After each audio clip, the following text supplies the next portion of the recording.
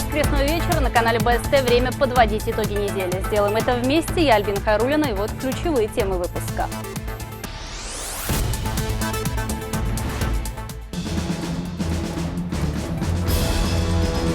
Коронавирус теперь бьет не только по здоровью, но и кошелькам. Ждать ли скачка цен? Время покупать или продавать? Неизбежно определенное повышение цен на импортную группу товаров. Ограничение авиасообщения, отмена массовых мероприятий. Готова ли республика к пандемии? Наши лечебные учреждения готовы полностью. Все те же две беды. Причина в сотнях неровностях, которые обычным ямочным ремонтом уже не исправить. Ямочный ремонт здесь не спасет. Почему дыры в асфальте все чаще латают кирпичами и бетонными блоками? Приходится ездить в объезд, лишь бы не убить машину, подвеску и так далее. Как не попасть на дорогостоящий ремонт и долго ли еще терпеть на дорогах такие безобразия?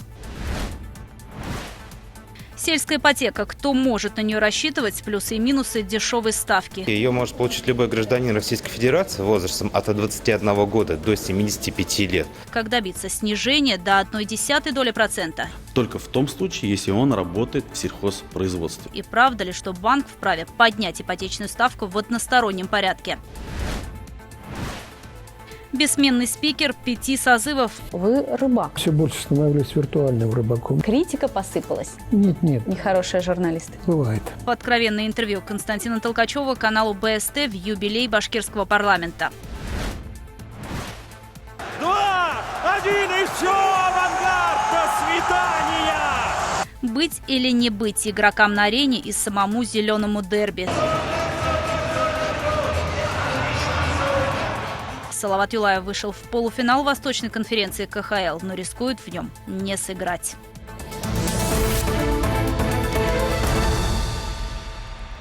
У 2 жителей Кумертау, госпитализированных с подозрением на коронавирус, инфекция не подтвердилась. Недавно они вернулись из Италии и были госпитализированы в городскую больницу. Результаты анализов стали известны сегодня.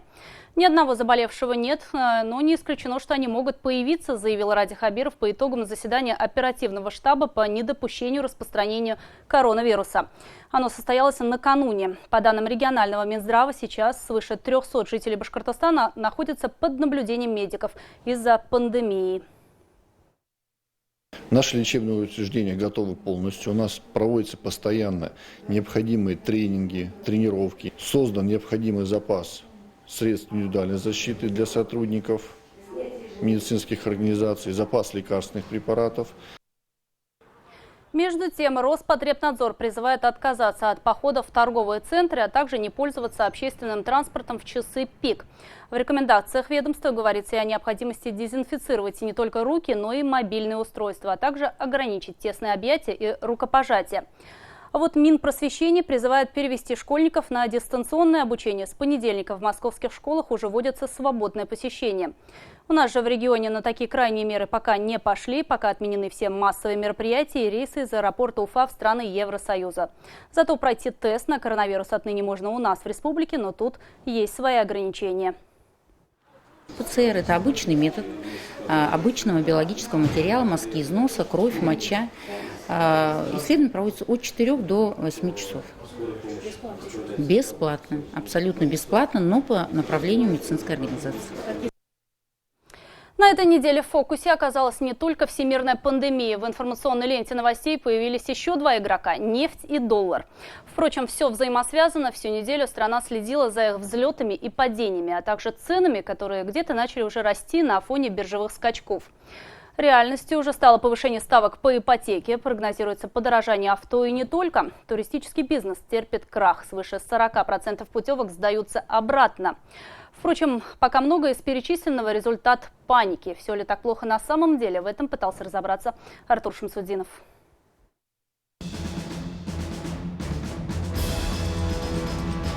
Понедельник в этот раз выдался не просто тяжелым, а провальным для нефти и рубля.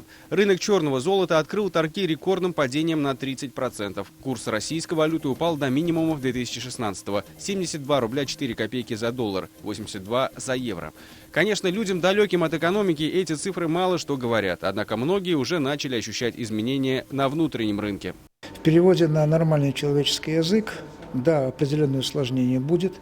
неизбежно определенное повышение цен на импортную группу товаров, может быть 8, может быть 10%, может быть определенные удорожание зарубежных поездок. Ощутимая ситуация, в особенности на фоне разгула коронавируса, ударила по туристическому бизнесу. Популярные границы закрыты, в турфирмах немноголюдно. Многие приходят сдавать ранее приобретенные путевки. Ну, я думаю, на 40%, наверное, есть снижение, да. То есть есть отказы, по каждой заявке работаем индивидуально с оператором. И как бы нет полетов, это Италия закрыта, Франция, Испания. И буквально вот на днях у нас консульство Чехии перестало выдавать визы. В сфере автопродаж, напротив, отмечают повышенную потребительскую активность. Дилеры говорят, покупать лучше сейчас. Скоро, по их прогнозам, возможен рост цен до 10%. Сейчас в автосалонах на реализацию идут те автомобили, которые были приобретены до кризиса, поэтому цены на них те же. Но скоро резерв на складах закончится, и, как говорят продавцы, новые партии на те же модели будут стоить уже дороже. Практически все бренды сейчас не продают дилерским компаниям машины, потому что пересмотр цен идет еще. То есть, в частности, мы, допустим, уже 12 числа получили новости коммерческие о поднятии цены, но при этом нам пока не дают покупать новые партии автомобилей, потому что и это поднятие, возможно, будет не финальным. Некоторые игроки ипотечного рынка, Юникредит банк и Транскапиталбанк, уже на 1,5% повысили ставки по жилищным кредитам. Эксперты не исключают, что их примеру могут последовать и остальные. Мы, скорее всего, увидим повышение на 0,5%, может максимум 1%. Это будет зависеть, как я уже сказал, от инфляции. То есть если у нас будет рост инфляции, соответственно, Центробанк ближе к концу года может немножко ставку повысить. Это, безусловно, вызовет небольшое удорожание кредитов, что, в принципе, конечно, плохо, да, но тоже каким-то армагеддоном не является, и я думаю, что мы с этим справимся в конечном итоге. Каждый кризис – это своего рода распродажа, говорят брокеры. В первые дни после обвала в банках был замечен прирост клиентов у обменных пунктов. К концу недели ажиотаж спал. По словам специалистов, вложение в валюту невыгодно как минимум. В такой период можно неплохо заработать на фондовом рынке, умело вкладывая деньги в акции. Хотелось бы здесь отметить, что у нас за последние несколько дней практически 3 с лишним тысячи снижения. Это вызвано снижением цен на нефть, рядом других факторов, которые мы наблюдаем. Пожалуй, единственное, на чем нынешние перепады не отразились – цены на бензин. Казалось бы, на фоне дешевой нефти они должны снизиться. На оптовых рынках топливо действительно подешевело. Впрочем, конечный потребитель этого не заметит, по крайней мере в республике, где практически отсутствует конкуренция на этом рынке. Розничные цены у нас регулируются немножко по-другому. Там заключено межправительственное соглашение с нефтяными компаниями, что розница у нас будет расти примерно в рамках инфляции. Это первый момент. Второй момент.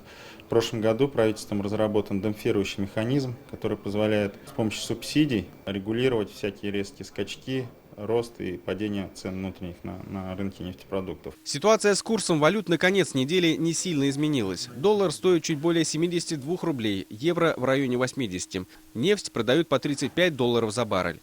В ближайшее время еще возможны спады и падения. Однако они, по словам экспертов, будут не критичны. Главное не поддаваться эмоциям, чтобы не продлить эти события. Артур Шамсудинов, Айгуль Резяпова, Азат Ишбулатов и Константин Романов. Итоги недели. 2,7% годовых. Под такой низкий процент жители республики уже начали получать кредит. Речь о сельской ипотеке.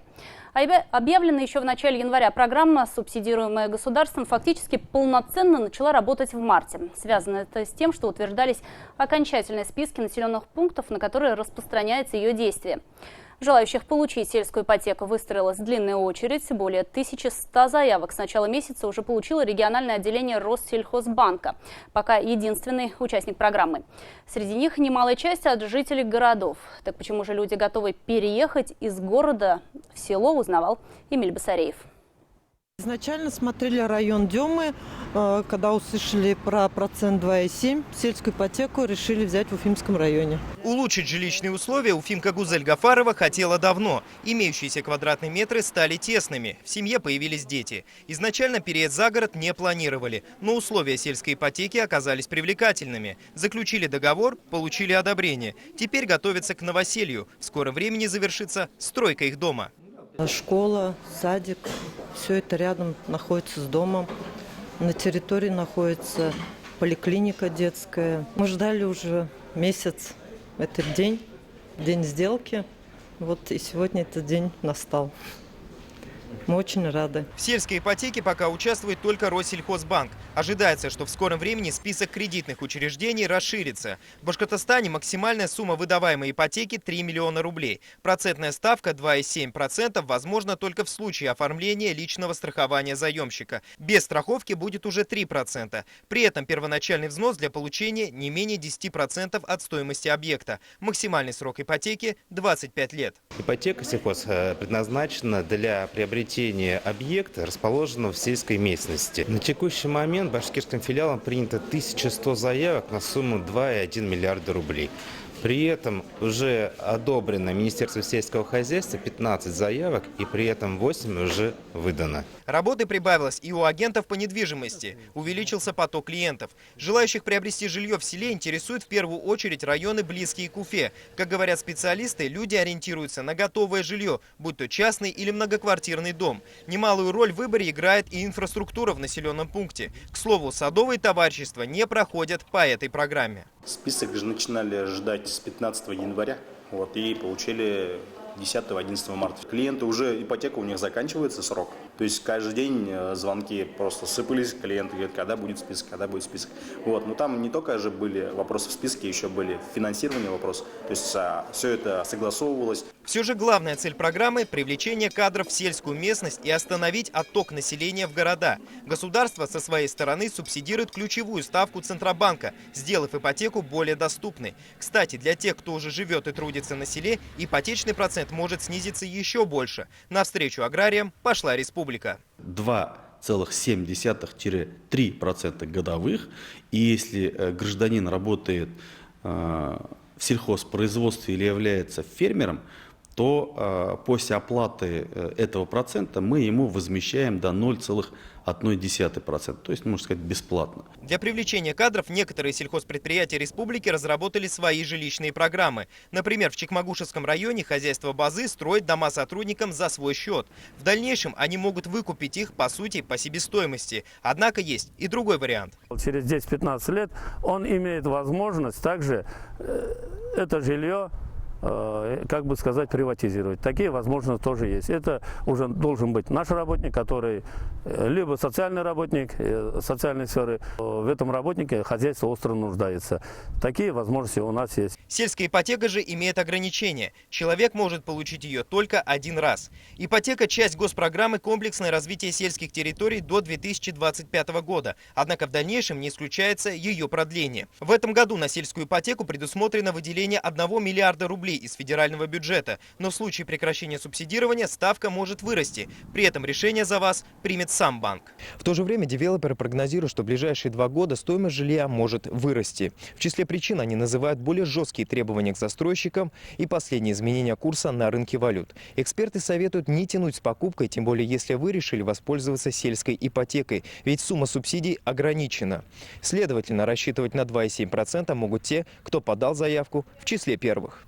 Эмиль Басареев, Артур Елаев, Азат Ишбулатов и Азамат Мухамедшин. Итоги недели. Ради Хабиров высказал свое недовольство работой бизнес-шерифов. Как показал опрос, 54% предпринимателей региона просто не знают, кто это такие.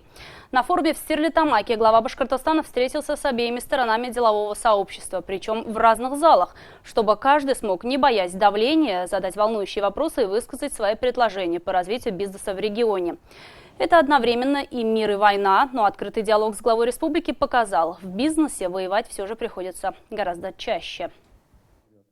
То есть зачастую они видят себя в роли консультанта, когда они в целом подсказывают, как получить господдержку, как прийти на предпринимательский час, но не видят себя в роли человека, который берет за руку предпринимателя, проходит с ним по всем кабинетам, решает все вопросы. В прошлом году в каждом муниципалитете был создан институт бизнес-шерифов. Проще говоря, чиновников, которые, используя административный ресурс, должны помогать предпринимателям. Однако большинство бизнесменов, как выяснилось, даже не знали об их существовании. Для измерения эффективности работы встречи такого формата будут проводиться отныне в конце каждого квартала. Ведь проведенные тайные проверки выявили, дозвониться до новоиспеченных шерифов зачастую невозможно. Мои коллеги звонили в ваши приемные и просили связаться с бизнес-шерифом. У них это сразу не получалось. Когда они просили его мобильный телефон, никогда не давали, вот в нескольких муниципалитетах никогда не давали мобильный телефон, но всегда любезно предлагали какого-то начальника отдела там, по предпринимательству или по промышленности и так далее. Я вот тогда задумался, вы что, уважаемые бизнес-шерифы, столь занятые люди, что или ваш мобильный телефон там содержит какую-то государственную тайну, что ли, или что? Вот я считаю, что телефон бизнес-шерифа должен быть у предпринимателей. Да, это очень суетливо. Да, это очень сложно, но это ваша работа такая. Паводок в Башкортостане начнется с опережением сроков. По прогнозу, реки республики вскроются ото льда на 2 недели раньше. Снега в этом году выпало почти в 1,5 раза выше нормы, поэтому и воды, скорее всего, будет больше, предупреждают синоптики. К весеннему половодью готовятся как работники МЧС, так и жители потенциально опасных подтапливаемых зон. А вот дорожники тем временем организовали круглосуточное дежурство на федеральных трассах, проходящих по территории Башкортостана. Они очищают водопропускные трубы и проверяют состояние искусственных сооружений. Задача – не допустить разрушения автодорог. Все подробности у Руслана Батыргареева. Достаточно теплая зима и постоянные перепады температуры дали о себе знать. Перед пропускной трубой образовалась наледь. До наступления весеннего половодья дорожным рабочим необходимо все это убрать, чтобы вода, хлынувшая с полей, без препятствий прошла под дорогой. Тяжелые условия. Мало снега, но сырой. Погода такая. Внутри трубы все чисто, ее перед началом зимы закрывают щитами, иначе задуло бы снегом. А так дорожникам остается лишь убрать лед и очистить прилегающую территорию. Проще говоря, проложить воде путь. Чтобы не было задержки водоотводной, скрытием трубы. Вот сейчас они убирают снег, делают направление воды, для воды, чтобы она проходила по трубе, в чистом виде уходила, чтобы не было заторов. Пока небольшой ручей, но уже скоро сила потока увеличится, учитывая плюсовую температуру за окном. Накопившаяся вода может серьезно повредить дорогу, поэтому на всех федеральных трассах проводится ежедневный мониторинг потенциально опасных участков. Пропускная труба под федеральной трассой М5 на 1499 километре. Этот дорожный объект готов к принятию большой воды. Всего на этой трассе предстоит очистить от снега и льда 246 таких труб. В Федеральном управлении дорог Приуралья подготовили необходимую технику и песок в мешках, который может понадобиться для возведения подпорных стенок. В случае перелива талых вод через проезжую часть готовятся к самому худшему сценарию и спасатели. Не только по снегу, но и по воде судно на воздушной подушке разве что летать не может, хотя при движении отрывается от поверхности. Это тот самый транспорт, который не раз приходил на помощь при спасении людей из водного плена. Техника в целом, она очень хорошая, еще не подводила ни разу, я надеюсь, и не подведет. Не только плавсредства могут понадобиться во время паводка. Спасатели держат наготове весь арсенал техники и обмундирования на случай чрезвычайных ситуаций. Основные на паводке — это костюмы как раз сухого типа, чтобы можно было без проблем заходить в воду и эвакуировать граждан и оказывать какую-то помощь населению. Аварийно-спасательная служба республики к паводку готова. 190 человек личного состава, 44 единицы автомобильной техники и 25 плавсредств. Подготовлены и мобильные пункты временного размещения. Именно в случаях любой чрезвычайной ситуации такие палатки могут быть развернуты и в них вполне комфортно могут разместиться до 100 человек. Тепло, работают теплогенераторы, освещение. Есть палатки, где можно принять пищу, есть санитарные блоки, где можно установить умывальники и даже душевые кабины. К приходу большой воды готовятся и жители населенных пунктов, которые расположены в потенциально опасных зонах. Спрос на лодки, болотные сапоги и забродники вырос. Правда, продавцы специализированных магазинов связывают это не только с приближающимся половодьем. Все-таки в преддверии рыболовного сезона люди начинают готовиться. И мне кажется, все-таки подъем он в большей степени именно из-за сезона рыболовного. Ну и есть контингент людей, которые, конечно же, все-таки готовятся к паводку. Те люди, у которых дома, как говорится, за городом, сады. В любом случае подъем рек он будет, и люди готовятся. Пока весь товар, находящийся в этом рыболовном магазине, реализуется по старым ценам. Никакой спекуляции с сезонностью не наблюдается. Стоимость самой дешевой резиновой лодки 6000 рублей. Болотные же сапоги можно купить от 800 рублей. По предварительным данным, уровень воды в реках республики ожидается выше среднемноголетних значений примерно на полметра. Однако точных прогнозов, каким будет паводок, пока нет. Во многом он будет зависеть от погоды, которая установится в регионе в ближайшие пару недель. Но уже сейчас специалисты говорят о том, что воды может быть больше, чем обычно. В зоне возможного подтопления более 250 населенных пунктов. Руслан Батыргареев, Вахид Халимов, Азат Ишбулатов и Виктор Меренков. Итоги недели.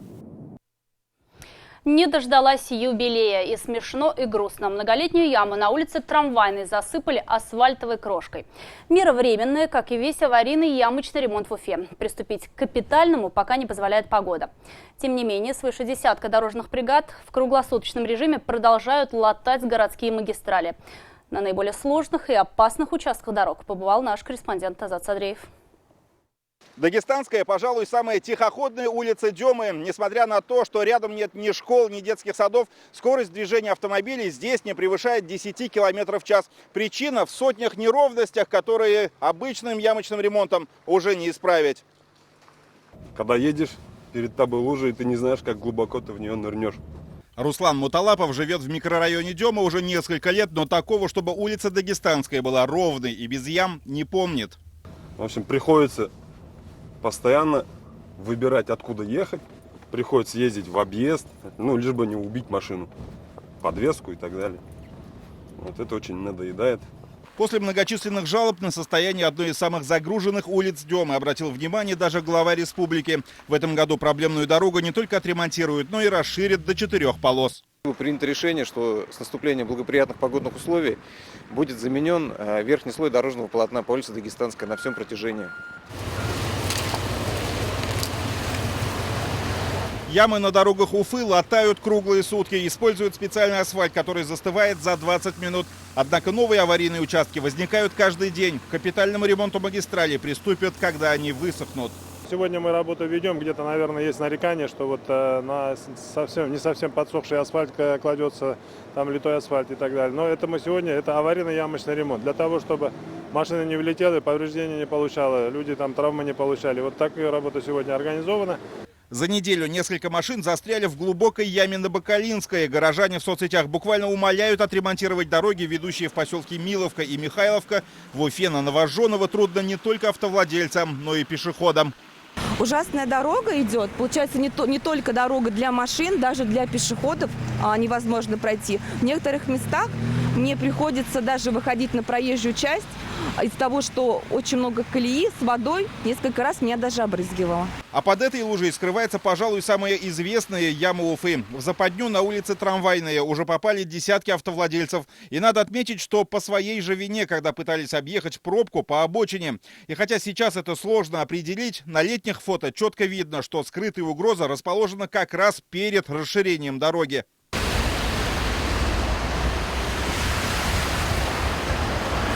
Вот даже проверили таким кустарным способом. Глубина ямы составляет примерно полметра. Конечно же, попав в нее, автовладельцы уже самостоятельно выехать не могут. Приходится вызывать либо эвакуатор, либо выдергивать при помощи какого-нибудь внедорожника или грузовика. Совпадение или нет, но после приезда нашей съемочной группы сюда подъехал погрузчик с полным ковшом асфальтовой крошки. Однако в огромной яме она исчезла, как в бездне. Видимо, не найдя другого временного решения проблемы, опасный участок просто огородили 2 бетонными блоками. Но и тут возникла загвоздка. В темное время суток их легко могут протаранить лихачи. Предупреждающих знаков не установлено, а значит, опасность на Трамвайной теперь грозит не только подвескам автомобилей, но и жизни людей. Азат Садреев, Элина Садыкова, Булат Садреев. Итоги недели. Уфа. На неделе Госсобрание Башкортостана одобрило поправки в Конституцию России. Впрочем, как парламенты всех 85 регионов и Госдума, а также Совет Федерации. Владимир Путин уже подписал закон. Теперь президент должен будет направить поправки в Конституционный суд. У того есть 7 дней, чтобы решить, соответствует ли закон Конституции. Если противоречий не будет, то глава государства назначит общероссийское голосование по, собственно, тексту изменений. Голосование запланировано на 22 апреля. Этот день сделают нерабочим.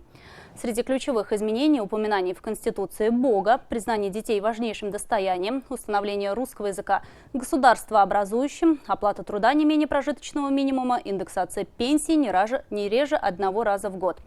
Кроме того, поправки позволяют действующему президенту вновь баллотироваться на этот пост в 2024 году. Стоит отметить, что за поправки в Конституцию свой голос отдали 95 депутатов башкирского парламента, 14 воздержались, это члены фракции КПРФ, и еще один коммунист проголосовал против. Мы записали большое интервью со спикером Госсобрания Республики. Впрочем, говорили совсем не об этом. На неделе башкирский парламент отметил свое 25-летие. Во главе с Константином Толкачевым, который остается у руля законодательной ветви власти в регионе уже 5-й созыв подряд. Константин Борисович, вы, наверное, уже привыкли к тому, что вас называют бессменным спикером парламента. Привыкли, наверное, к тому, что каждый раз возникают кулуарные разговоры. Вот пройдут выборы, председателя поменяют. Вот придет новое руководство республики, председателя Госсобрания обязательно поменяют. Это, видимо, к сожалению, участь любого политика. Но я не исключение. Я просто не обращаю внимания на эти разговоры. То есть никак не реагируете? Никак. Вот эти три режима, они кардинально разные в отношениях двух ветвей власти. Вот говорят, что был жесткий, авторитарный режим управления. Далее была некая оттепель, сейчас что-то смешанное. Вы испытываете вот это вот разный характер управления республикой именно на законодательной ветви власти? Законодательная ветвь, она всегда, согласно своему статусу, реализует полномочия. Поэтому мы напрямую не зависим от настроения органов исполнительной власти, хотя взаимодействовать постоянно приходится. Были моменты, когда чувствовалось некое давление сверху? Вы знаете, давление, такое понятие, оно всегда присутствует. Ну, что называть давлением? В виде рекомендаций или пожеланий, или предложений. Назвать это давлением даже язык не поворачивается. Это нормально. Рабочая обстановка. Давление – это, наверное, когда тот случай, когда говорят, вот нужно закон принять именно так, вот именно вот в такой формулировке, так скажем. Надо исходить из того, что у меня только один голос, не я принимаю закон. Константин Борисович, вот ваше генеральское прошлое, оно помогает в нынешней работе? Быть может, какая-то дисциплина, точность, пунктуальность? Все же депутаты равняются на спикера. Ну, в какой-то степени, видимо. Я люблю порядок, люблю, чтобы законодательные инициативы проходили в срок, чтобы не залеживались, ну и чтобы люди добросовестно относились к выполнению тех обязанностей, которые на них возложили.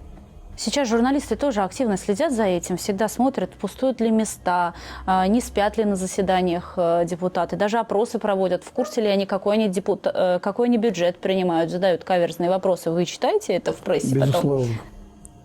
Безусловно, все читаем, и мы не в вакууме живем. Многие приезжают из-за Урала, часто едут, кто-то заснул, кто-то... Бывает, но очень редкие случаи. Но если кто-то... Я один только такой случай видел как раз из сетей, когда один депутат нечаянно, может быть, он очень спал. Да, задремал. Сети сразу схватили эту тему, и она стала достоянием активного обсуждения. Мы провели работу и просим депутатов...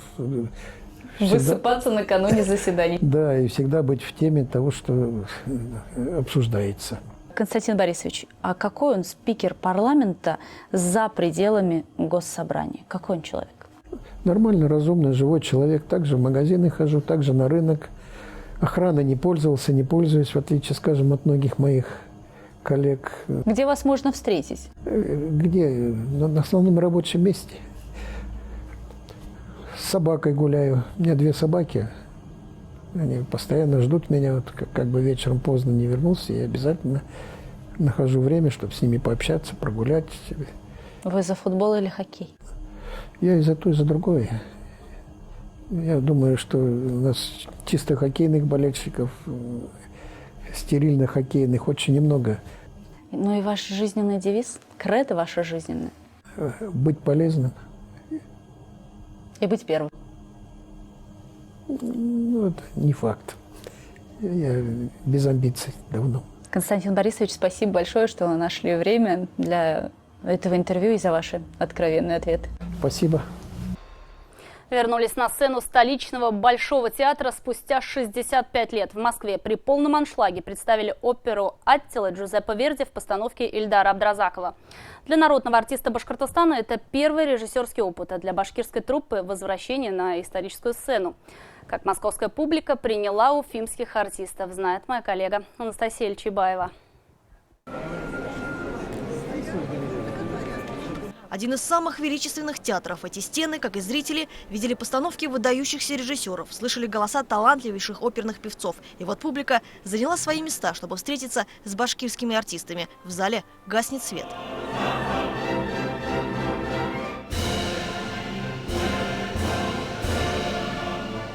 Ощущение, что на сцену сошла сама история. И кажется, это на самом деле великий правитель гуннов Аттила, воинственный и грозный, покоривший сотни племен, а здесь взявшийся за сердца, искушенный московской публики.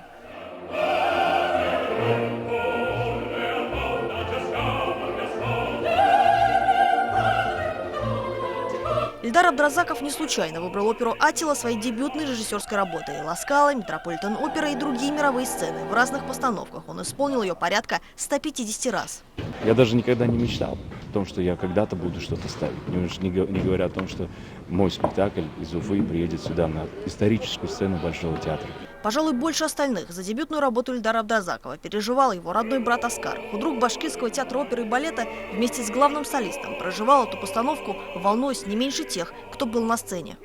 Нашими голосами, оперными голосами, безусловно. Самое главное, что это стиль Верди, это потрясающие костюмы, это великолепный хор, прекрасный оркестр и, конечно же, дирижер. Поэтому это традиционный спектакль, и для нас это очень важно, поскольку это исторически, и нам хочется людям все-таки показать красоту, прежде всего, оперы. Зрители впечатлили не только голоса, но и костюмы артистов. Несмотря на кажущуюся громоздкость, ткани легкие и комфортные. Работу художника оценил и сам постановщик. В прошлом году Башкирский государственный театр оперы и балета представил московским зрителям оперу «Фауст», но на новой сцене Большого театра. А вот на главной исторической последний раз республиканская труппа блистала в далеком 1955 году. И что скрывать, если в признанном во всем мире Ильдаре Абдразакове зрители не сомневались, то к уфимским артистам московская публика до начала постановки относилась в чем-то слегка предвзято. На удивление, казалось бы, Уфа и для Большого театра как будто бы, немножко опасались, что как-то провинциально что ли будет. Но нет, мне кажется, что и хор, и солисты уфимские на очень высоком уровне и совершенно замечательно справляются с непростой акустикой Большого театра после реконструкции. Я думаю, что гастроль удалась. И если получится еще что-то привезти, было бы замечательно. Это очень большая проблема – найти солистов, воспитать солистов, удержать. У вас было несколько прекрасных голосов. Я в целом сказала, музыкальная работа, я имею в виду не только оркестр, а я имею в виду и хор, и оркестр.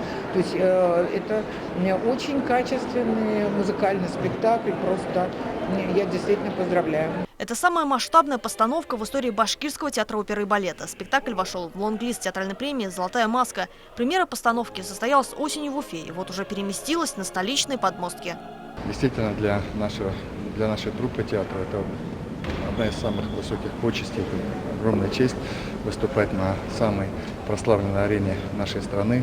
И второе, это все-таки, мне кажется, и признание со стороны нашего культурного сообщества роли и значения и высокого мастерства актеров, соответственно, артистов из Башкортостана.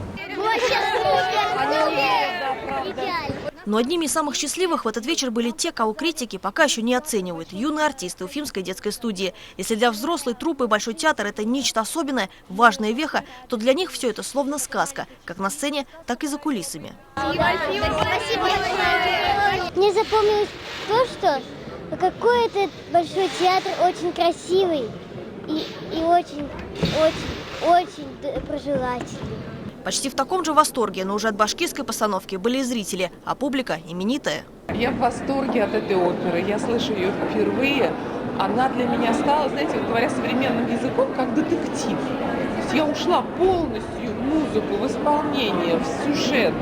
Верди прекрасен, но его надо донести, это не всякий может. Покорить зрителей классической традиционной постановкой куда сложнее, чем экспериментальной. Донести и удивить тем, что уже не раз ставили на театральных подмостках во всем мире. И о том, удалось это или нет, говорят не слова критиков.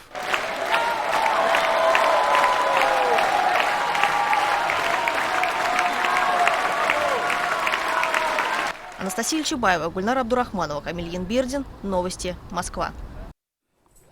Салават Юлаев вышел в полуфинал Восточной конференции КХЛ, но рискует в нем не сыграть. В ситуацию вмешалась пандемия коронавируса, и плей-офф могут приостановить или отменить вовсе.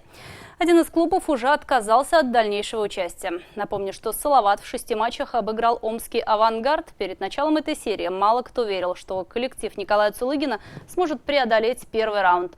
Но юлаевцы взяли убедительный реванш за прошлогоднее поражение в финале Востока. Первая игра против Ак Барса должна пройти 18 марта в Казани. Вся последняя информация в сюжете Артема Кочешева. Реванш удался. Салават Юлаев не считался фаворитом этой серии с «Авангардом». Болельщики, журналисты и эксперты отдавали предпочтение команде Боба Хартли. Но уфимцы заставили критиков замолчать. Очень приятно, знаете, пройти, сделать маленький шаг. То, что там не верили, главное то, что вот эта группа людей в раздевалке, она верит в себя. Шестой матч серии в нынешнем сезоне оказался противоположной стороной прошлогоднего финала Востока.